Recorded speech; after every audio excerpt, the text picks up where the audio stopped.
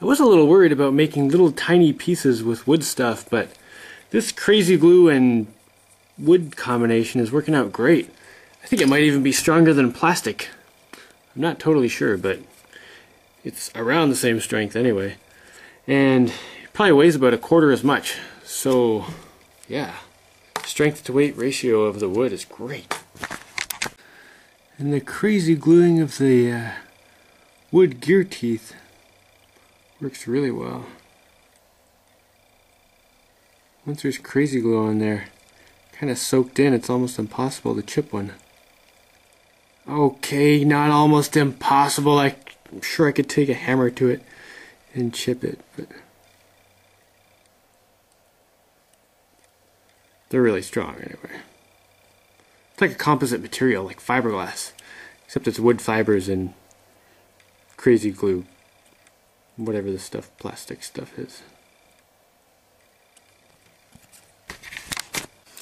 I'm sure wood glue would work good too. I just don't have any here. I mean, would work well.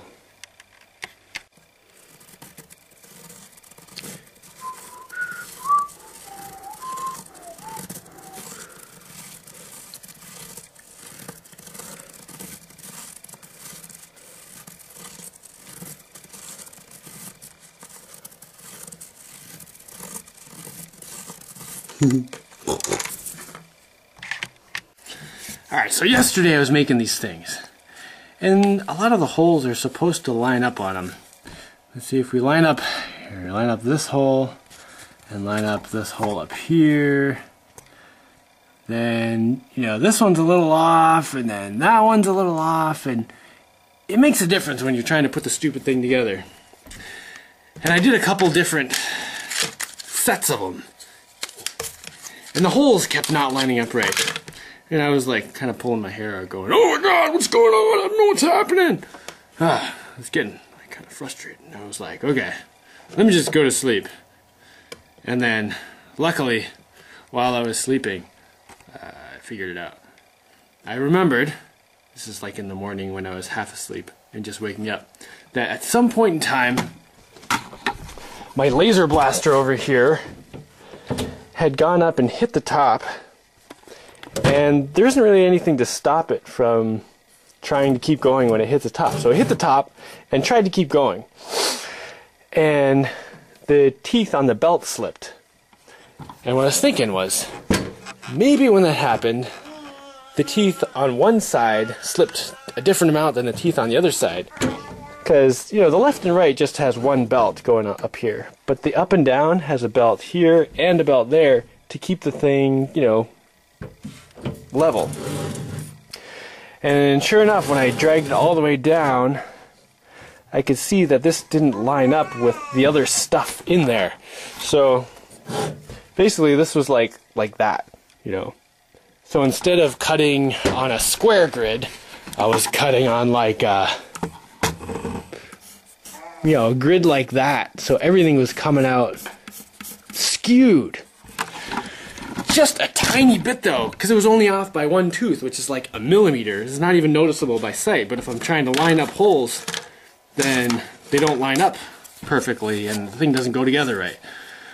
So, based on that theory that maybe everything was skewed, if I take these pieces and rotate them so that they're skewed the same direction, then the holes should line up. So if I rotate these to the right spot, they should line up perfectly. And yeah, right there. If I line it up right there, the holes all line up perfectly. So I went and grabbed something.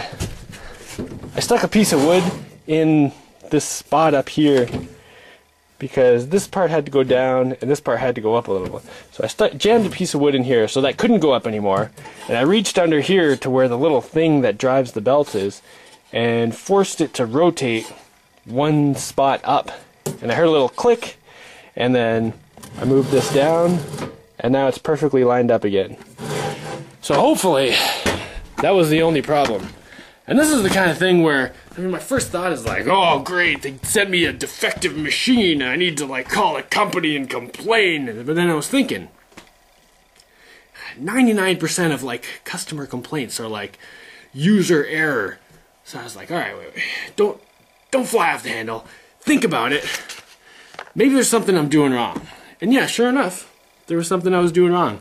And figuring out how to fix it myself also let me learn something about the machine. And now I know that if I accidentally make it go too far and, you know, hit the edge and the belt slips, I have to check that it's not, you know, crooked and make sure it's still level.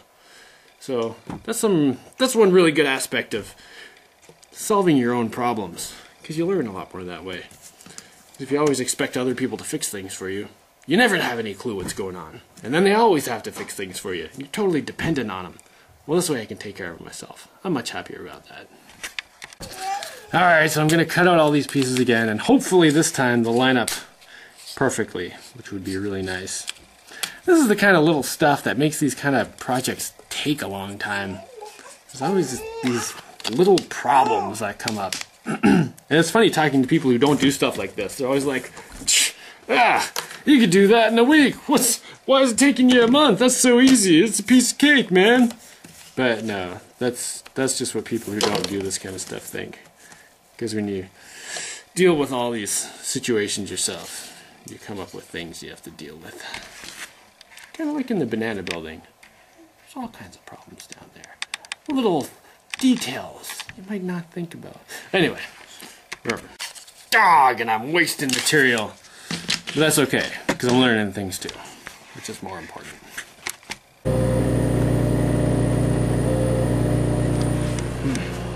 Right.